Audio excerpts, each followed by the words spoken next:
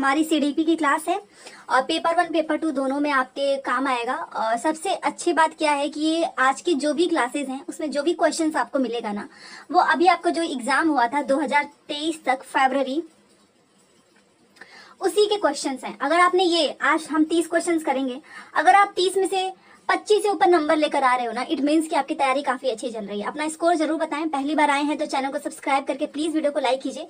यहाँ से आपको क्लासेस हमेशा मिलती रहेगी जिससे कि आपका सीटेट अच्छे नंबर से पास हो जाए। ठीक है, तो चलिए, जैसा कि आप हिंदी इंग्लिश दोनों यहाँ पर देख सकते हो, मैंने इसलिए रखा हुआ है।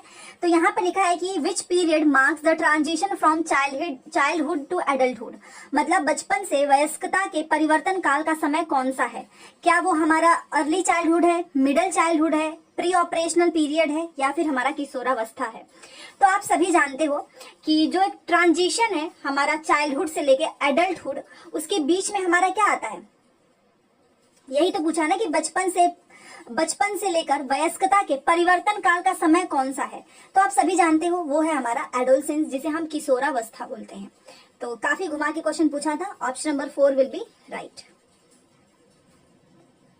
ये रहा हमारा दूसरा क्वेश्चन, और ये तो मैंने कराया भी हुआ है। निम्न में से किसके लिए स्थूलगामक कौशल के उपयोग की आवश्यकता होगी। देखिए, मैंने हमेशा से बताया है ग्रॉस मोटर स्किल्स जो होता है आपका, जिसमें आपकी बड़ी मांसपेशियां काम आए, जैसे कि आपको कोई बड़ा चीज उठाना है अपने हाथ से। और जो फाइन मोटर स्किल्स होता है उसका मतलब होता है कि आपके फिंगर्स, छोटी मांसपेशियां काम में आती है। जैसे कि आप जो है सब्जी काटते हैं, सुई में जो है आप धागा पिरोते हो, चावल के दाने नीचे गिरे हैं आप उसको उठाते हो, सब हमारे फिंगर से है, तो हमारा फाइन मोटर।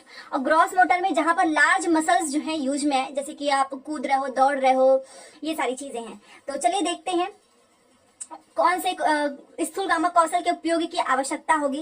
क्या ब्रश से पेपर पर पेंटिंग करना, तो पेंटिंग करने के लिए तो हमारी फिंगर्स का यूज हो रहा है ना, तो ये तो होगा नहीं, फाइन मोटर है ये। पेपर के टुकड़े काटना और चिपकाना, इसमें भी हमारे फिंगर्स का यूज हो रहा है। सुई में धागा डालना, अभी मैंने आपको बताया ये भी नहीं होगा। चलना और दौड़ना, यहाँ पर आपके लार्ज मसल्स काम में आ रहे हैं।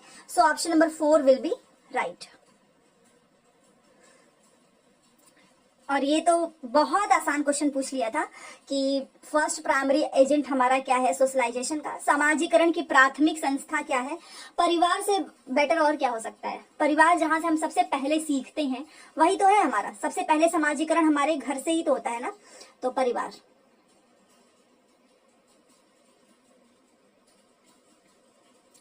चलिए ये क्वेश्चन देखिए।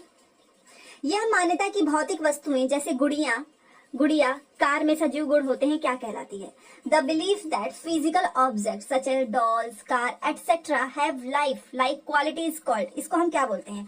मतलब अगर आप ये सोचो कि कॉपी, पेन, पेंसिल, जो भी खिलौने हैं उनके अंदर भी एक लाइफ है, क्या ये हमारी जीववादी सोच है या फिर हमारी पदानुक्रमित सोच है, केंद्रीकरण है या फिर वर्गीकरण है।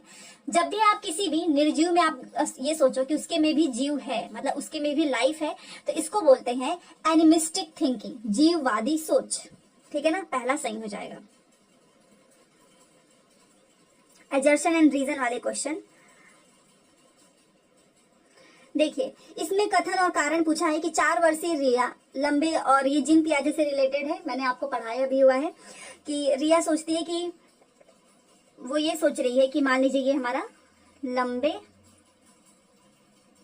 देखिए 4 वर्षीय रिया जो है वो लंबे और चौड़े 2 बर्तन में एक ही समय में समान मात्रा में पानी डालते समय बर्तनों की ऊंचाई और चौड़ाई को एक ही समय में ध्यान में नहीं रख पाती। जी हाँ, जीन पियाजे ने बताया है कि एक ऐसे हमारा चौड़ा सा बीकर है, एक पतला है, और दोनों में पहले तो जीन पियाजे ने बोला कि पहले हमने क्या किया, 2 सेम बर्तन ऐसे रख लिए, दोनों में पानी भर दिया, फिर इसी के सामने एक पतला सा लंबा सा बीकर हम ले लिए और इस वाले बीकर का पानी पूरा इसमें उड़ेल दिए बच्चे के सामने में। तो अब बच्चा क्या बोलेगा कि इसमें नहीं, इसमें पानी ज्यादा है, क्योंकि वो एक समय पे ज्यादा एस्पेक्ट पे ध्यान नहीं दे पाता है। ठीक है ना, बात एकदम सही लिखी है। कारण इसका क्या दिया है, क्योंकि जीन पियाजे के अनुसार रिया संज्ञानात्मक विकास के पूर्व संक्रियात्मक चरण में है। जी हाँ, प्री ऑपरेशनल स्टेज में है, जहां पर बच्चे जो है ज्यादा एस्पेक्ट पे ध्यान नहीं दे पाते हैं। दोनों बातें सही लिखी हुई हैं। Option number 1 will be right.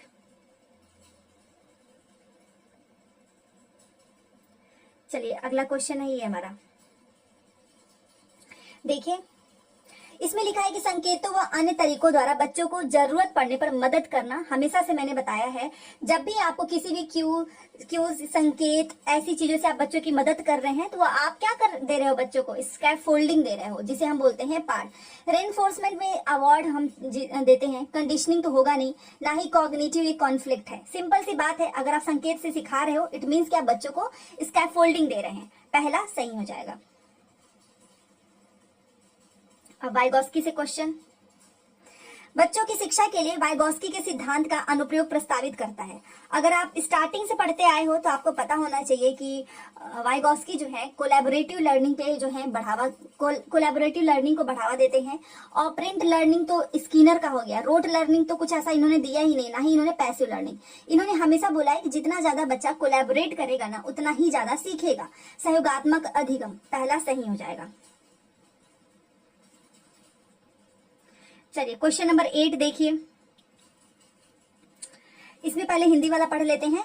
कोहलवा के नैतिक विकास के किस चरण में व्यक्ति अपने व्यवहार के परिणाम के बजाय दूसरों की अपेक्षा अनुसार कार्य करता है? तो ये कौन सा लेवल है जहां पर आप जो है अपने व्यवहार के, मतलब हमारा व्यवहार का रिजल्ट क्या होगा उसके बजाय दूसरे क्या चाहते हैं हम उसके अकॉर्डिंग काम करते हैं। तो ये हमारा क्या है? तो ये जो है हमारा होता है कन्वेंशनल लेवल, ठीक है, जिसे हम परंपरागत चरण बोलते हैं। देखिए इसका राइट आंसर हो जाएगा परंपरागत चरण, ठीक है, तीसरा सही हो जाता है। तो जब भी अगर आपसे कभी भी क्वेश्चन पूछे कि जहां पर अगर, क्योंकि इसको ना बदल कर पूछता है सीटेट, जब भी कहीं पर भी लिखे कि आप अपने बजाय अपने पे ध्यान देने के बावजूद, मतलब बजाय आप दूसरों के अकॉर्डिंग काम कर रहे हो, ये कौन सा चरण है? परंपरागत, कन्वेंशनल, ठीक है। चलिए प्रोग्रेसिव क्लासरूम क्या होता है? क्या ये परीक्षा केंद्रित होता है? जी नहीं। क्या ये पाठ्य पुस्तक? बिल्कुल भी नहीं। क्या ये शिक्षक केंद्रित? जी नहीं। ये होता है विद्यार्थी केंद्रित। एक बात याद रखना, बाल केंद्रित से अच्छा वर्ड आपको कभी नहीं मिलेगा। कहीं पर भी अगर कुछ भी लिखा हो, चाहे कितने भी अच्छे अच्छे ऑप्शन हो, बट अगर कहीं पर भी लर्नर सेंट्रिक, विद्यार्थी केंद्रित है, उससे बेस्ट आंसर कभी नहीं होगा। So option number 4 will be right. प्रगतिशील कक्षा में हम बच्चों को केंद्र में रखते हैं, ना कि विद्यालय, ना कि शिक्षक को। चलिए अब ये देख लेते हैं, 10 नंबर का क्वेश्चन है। देखिए इसमें क्या लिखा है कि रेनू एक विद्यालय में परामर्शदाता है, मतलब काउंसलर है। हार्वर्ड गार्डनर के सिद्धांत के अनुसार प्रभावी परामर्शदाता के रूप में उसके पास कौन सी बुद्धि होनी चाहिए? मतलब रेनू क्या है? एक काउंसलर है, और एक इफेक्टिव काउंसलर होने के लिए हार्वर्ड गार्डनर के सिद्धांत के अनुसार उसके पास इन चारों में से कौन सी बुद्धि होनी चाहिए? Linguistic, spatial, interpersonal, intrapersonal. देखिए ये क्वेश्चन कई बार पूछा है, एक ट्रिक से बता रही हूँ, याद रखिएगा हमेशा। पहले तो इसका राइट आंसर है इंटरपर्सनल। देखिए इंटरपर्सनल में ना हम दूसरों की बातों को जानते हैं, और इंट्रापर्सनल में आप खुद के बारे में जानते हो। ये दो डिफरेंस है। जो आप इन दोनों के बारे में, ये डिफरेंस अपने कॉपी में नोट कर लो। हर बार पूछता है कि दूसरों के बारे में जानने की प्रक्रिया क्या कहलाती है, तो वो होता है इंटरपर्सनल। और काउंसलर जो है उनके अंदर इंटरपर्सनल होना चाहिए, तभी तो वो बच्चों के बारे में जान पाएंगे। और इंट्रापर्सनल मतलब अपने बारे में, ठीक है ना। तो इंट्रा में कंफ्यूज नहीं होना है। ऑप्शन नंबर 3 इसका सही हो जाएगा, ठीक है, जिसे हम हिंदी में बोलते हैं अंतर्वैयक्तिक। बस इंग्लिश वाला याद रखिएगा, ज्यादा सही रहेगा। ये हमारा एनईपी से क्वेश्चन है 11। देखिए इसमें लिखा है कि राष्ट्रीय शिक्षा नीति 2020 के अनुसार एक शिक्षक को शिक्षण अधिगम प्रक्रिया के दौरान प्राइमरी स्कूल के बच्चों से संप्रेषण के लिए किस भाषा का प्रयोग करना चाहिए? तो आप, ये तो बहुत आसान क्वेश्चन है। हमें हमेशा से बच्चों को, अभी आज मैं सुबह में ही पढ़ा रही थी आपको टैग वर्ड्स में, जितना ज्यादा हो सके बच्चों की मातृभाषा का प्रयोग कीजिए। चौथा सही हो जाएगा।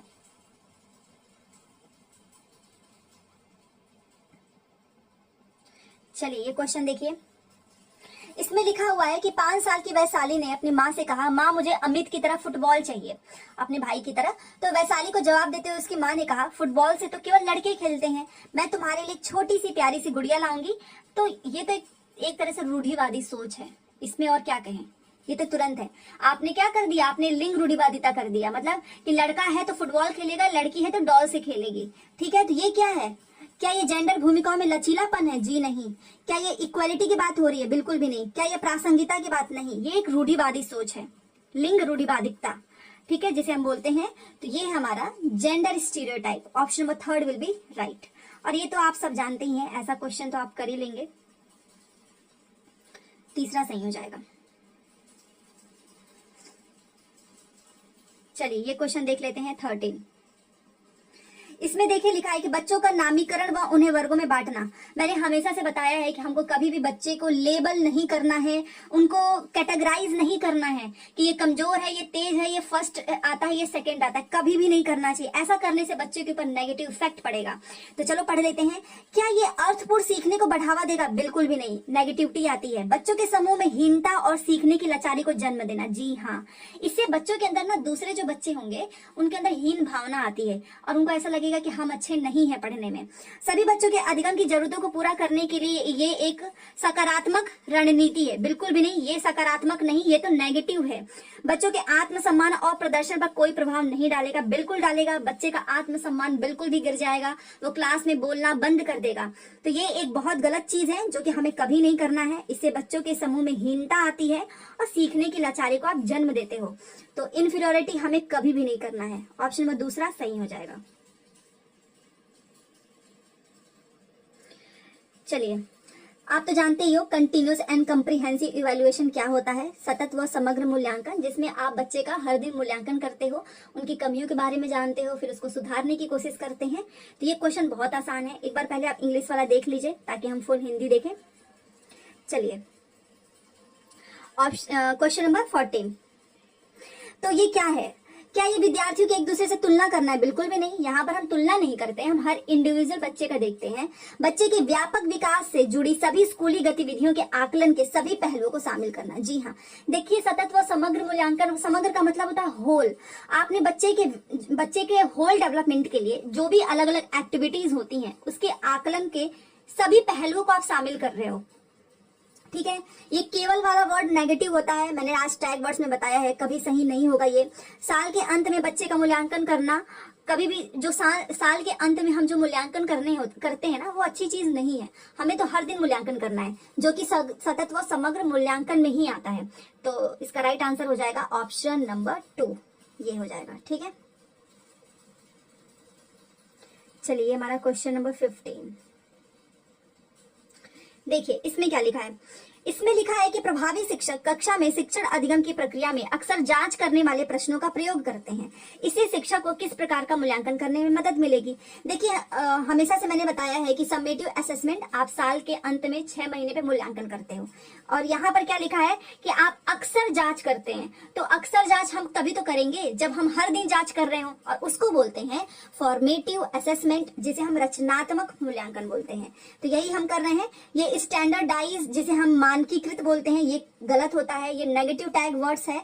नॉर्म रेफरेंस असेसमेंट ये भी नहीं। अगर आप अक्सर जांच कर रहे हो, हर दिन जांच कर रहे हो, तो इसी से पकड़ लिया होगा आपने रचनात्मक मूल्यांकन, जिसे हम फॉर्मेटिव असेसमेंट बोलते हैं। क्वेश्चन नंबर 16, एक समावेशी कक्षा में शिक्षिका की क्या भूमिका है? इंक्लूसिव क्लासरूम का मतलब ये होता है जहां पर सामान्य बच्चों के साथ साथ आपने जो अलग से बच्चे होते हैं, जिसमें तेज वाले भी हो सकते हैं, विकलांग बच्चे भी हो सकते हैं, सभी को आप शामिल करके पढ़ा रहे हो। तो एक समावेशी कक्षा में शिक्षिका की क्या भूमिका होनी चाहिए? बच्चों की विविध जरूरतों का पता लगाना व उनका ख्याल रखना। जी हाँ, हर बच्चा अलग होता है, तो आपको देखना पड़ेगा। सही है। केवल वर्ड वाले हमें पहले ही काट देना, कभी सही नहीं होता है। केवल एक नेगेटिव टैग वर्ड्स है, कभी भी सही होगा ही नहीं, चाहे कुछ भी लिखा हो। बच्चों को उनकी एकेडमिक क्षमता के आधार पर पहचानो, अलग करो। लेबल थोड़ी ना करना है हमें। खास जरूरत वाले बच्चों को विशेषज्ञ के पास भेजना व सुनिश्चित करना कि उन्हें अलग, ये कहीं पर भी ये जो अलग वर्ड लिखा होता है ना, ये हमेशा से गलत होगा। हमें बच्चे को कभी भी अलग नहीं करना है। तो राइट आंसर ऑप्शन नंबर 1। आप बच्चों की जरूरतों को पता लगाओ और उनका ख्याल रखो, ना कि उनको अलग करो। पहला सही है। चलिए 17 वाला आपको कुछ ऐसा क्वेश्चन देखने को मिलेगा। देखिए,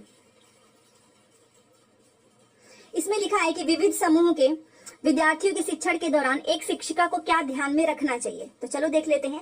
विविध समूह है, मतलब अलग अलग डाइवर्सिटी, अलग अलग टाइप के बच्चे हैं, तो क्या हमें ध्यान में रखना है? तो हमको हर विद्यार्थी को स्वीकारना है, आज ही मैंने टैग वर्ड में बताया है, और सम्मान देना है, बिल्कुल सही है। और सांस्कृतिक विभिन्नताओं को अनदेखा करना कभी भी नहीं, ये एक हमारा नेगेटिव टैग वर्ड है। और जो लोग सुबह की मेरी हिंदी की टैग वर्ड्स वाली वीडियो देखे हैं ना, यकीन मानिए आप सारा क्वेश्चन वहां से सॉल्व कर लोगे।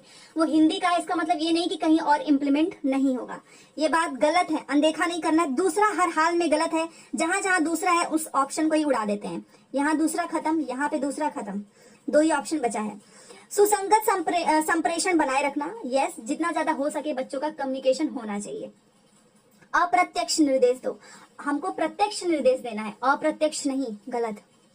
विद्यार्थियों का स्वायत्त व लचीलापन देना, जी हाँ, जितना ज्यादा हो सके बच्चों को फ्लेक्सिबिलिटी रखिए, ठीक है ना, ताकि वो एक्सेप्ट कर पाए। 5वां सही होगा, तो तीसरा ऑप्शन हमारा राइट हो जाएगा, तीसरा, ठीक है। एक बार इंग्लिश में भी देख लीजिए कौन कौन सा ऑप्शन सही होगा, वही मैं आपको बता देती हूँ। देखिए, हमें ज्यादा से ज्यादा एक्नॉलेज करना है एंड रिस्पेक्ट करना है हर बच्चे का, और मेंटेन करना है ताकि बच्चा कम्युनिकेट करे, और हमको इनडायरेक्ट इंस्ट्रक्शन नहीं देना है, हमें क्या करना है, बच्चों को ऑटोनॉमी एंड फ्लेक्सिबिलिटी रखनी है। तो तीसरा सही हो जाएगा। 18, देखिए इसमें क्या लिखा है कि एक विद्यार्थी जिसे दृष्टि बाधिता है कि विशिष्ट जरूरतों के लिए एक शिक्षक को क्या करना चाहिए, ठीक है। तो विविध तरह के दृश्य प्रस्तुतिकरण पर ध्यान देना चाहिए। आप मतलब फोकस करो कि विजुअल प्रेजेंटेशन पे। एक बात बताओ, उसको तो देखने में ही दिक्कत है, और आप विजुअल प्रेजेंटेशन करके क्या कर लोगे? उसे तो वैसे भी दिक्कत हो रही है ना देखने में, तो हमें तो ये बिल्कुल भी नहीं करना चाहिए, तो ये तो गलत हो जाएगा। कई प्रकार की स्पर्शनीय और हस्त कौशल, जी हाँ, जितना ज्यादा हो सके टैक्टाइल आपको मटेरियल का यूज करना है, जिससे कि बच्चा छू कर महसूस करके सीख सके, ठीक है ना। तो दूसरा सही हो जाएगा। बहुत सी मूक फिल्में, बिल्कुल गलत, उसको दिखाई देने में दिक्कत है, आप उसको फिल्म दिखा रहे हैं।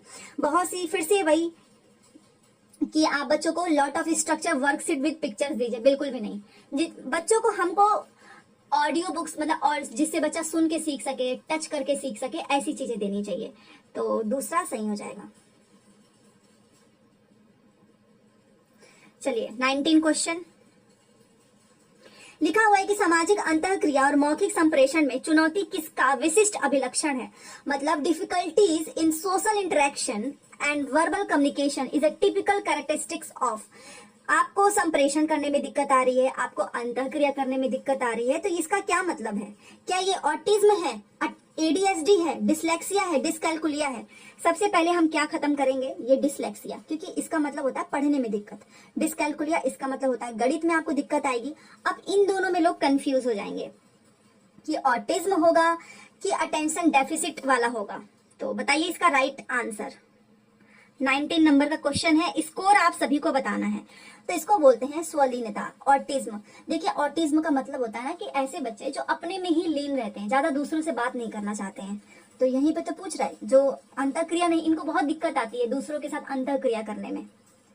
अटेंशन डेफिसिट का मतलब होता है कि कोई भी काम को आप लगातार नहीं कर सकते हो। 2 मिनट बैठोगे पढ़ने के लिए और आपका मन तुरंत विचलित होने लगेगा कि अरे कुछ और काम कर लेते हैं, मतलब आपको अटेंशन करने में दिक्कत आती है। तो पहला सही हो जाएगा। चलिए अब ये क्वेश्चन देखिए 20 नंबर का। शिक्षक बच्चों को विभिन्न रंगों वाली चिकनी मिट्टी देकर कहती है कि उनके मन में जो आता है वो बनाएं। इसके माध्यम से वो बच्चों में क्या बढ़ावा देना चाहती है? ये तो बहुत आसान है। जब भी अब कभी भी ना हम बच्चों को एकदम खुद पूरी छूट देके कहें कि बच्चों तुम्हारे मन में जो आए ना वो बना डालो, तो हम क्या कर रहे हैं? क्रिएटिविटी को बढ़ावा दे रहे हैं, सृजनात्मकता को। रोट, रटवाना, नॉन कॉपरेशन, इनडिसिप्लिन, ये नेगेटिव टैग वर्ड्स हैं। हम इससे सृजनात्मकता को बढ़ावा दे रहे हैं। पहला सही हो जाएगा। चलिए ये रहा हमारा 21। इसमें देखिए, इसमें आपको बताना है कि कौन कौन सी चीजें सही हैं। बचपन के प्रारंभिक सालों में किस विकास पर हमको ध्यान केंद्रित करना चाहिए? मतलब जो बच्चों का स्टार्टिंग फेज होता है ना, तो आप इनमें से किस पे फोकस करोगे? शारीरिक कौशल, जी हाँ। सामाजिक कौशल भी करोगे आप, संज्ञानात्मक मतलब कॉग्निटिव डेवलपमेंट पे फोकस करोगे, संवेगात्मक कौशल पे भी करोगे, इमोशनल स्किल्स पे, बट अमूर्त तर्क पे हम नहीं करेंगे क्योंकि बच्चा बहुत छोटा है, वो अमूर्त चीजों पे तर्क नहीं कर सकता है ना, जो उसके सामने चीजें होंगी उसी पे तो करेगा। मूर्त तरीके से करवाइए, ना कि अमूर्त। ये 5वां छोड़ के बाकी सारे ऑप्शन सही हैं, तो option number 3 will be right.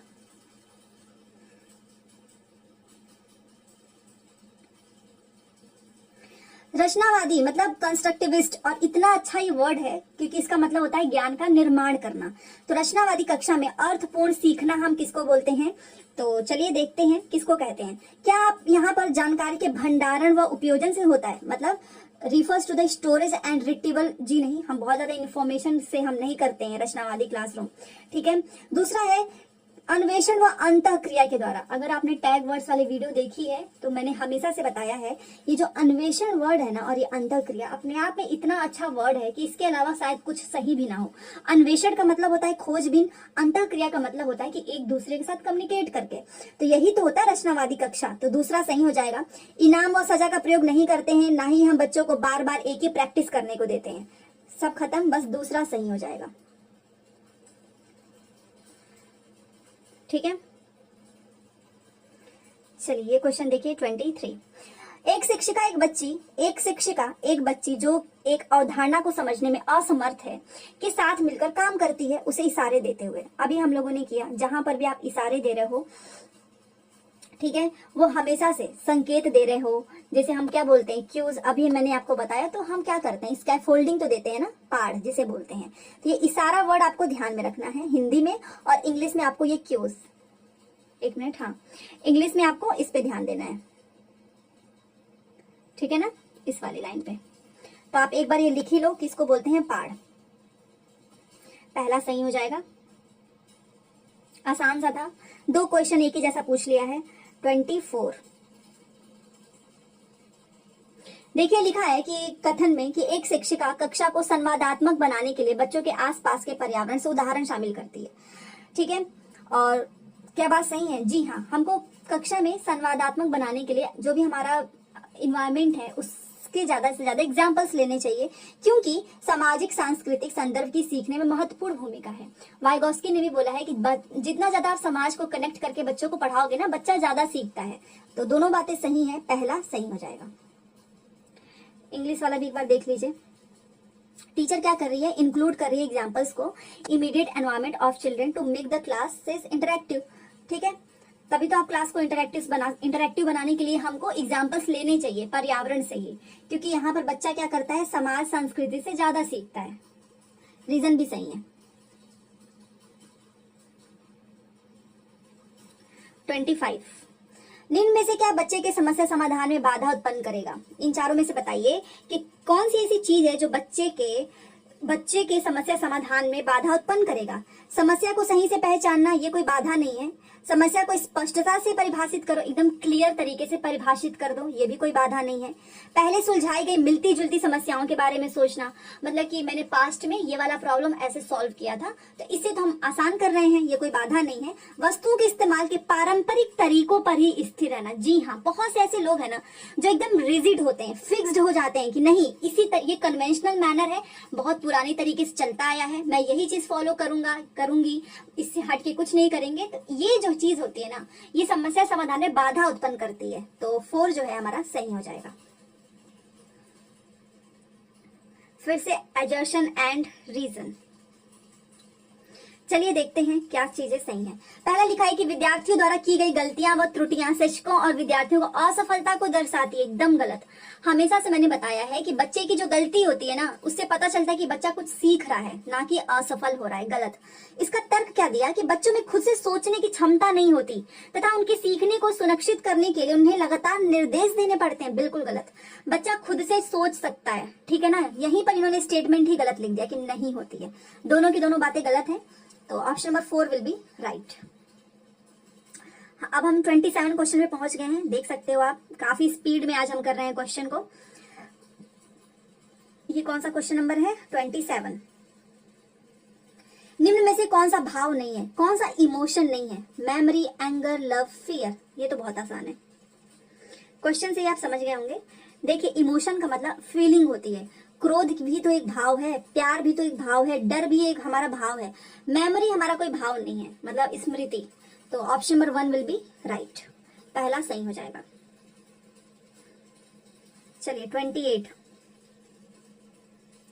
प्राथमिक शिक्षिका अपने विद्यार्थियों में आंतरिक अभिप्रेरणा को बढ़ावा देने के लिए क्या कर सकती है। देखिए इंट्रिंसिक मोटिवेशन क्या होता है, जिसे हम आंतरिक बोलते हैं, और एक होता है हमारा बाह्य। देखिए आंतरिक का मतलब होता है कि आप कोई भी काम, जैसे कि अभी आप पढ़ाई किसी लालच में नहीं कर रहे हो कि सीटेट का एग्जाम निकल जाएगा तो मेरे घर वाले मुझे गिफ्ट दिलाएंगे, आप इसलिए कर रहे हो कि मुझे ये मेरा गोल है, मुझे हर हाल में पास करना है।